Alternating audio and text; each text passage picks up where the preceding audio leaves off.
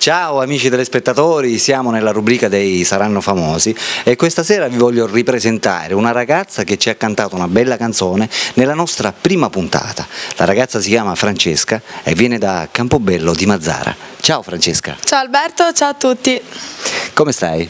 Bene, bene. Dimmi Francesca, che cosa hai fatto in questo periodo di attesa?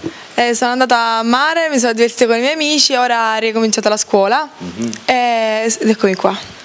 Naturalmente ricordiamo ai nostri amici che Francesca va in una scuola di canto. Dov'è la scuola di canto dove vai tu? A Partanna.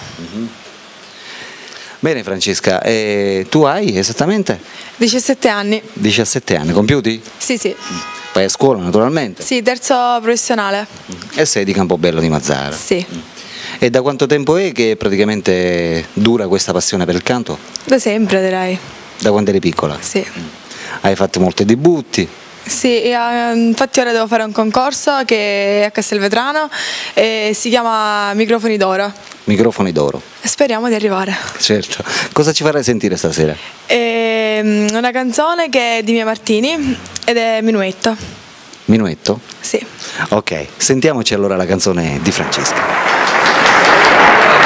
Complimenti Francesca, complimenti, davvero una bella canzone. Bene amici, abbiamo sentito la canzone di Francesca Stallone di Campobello di Mazara a 17 anni.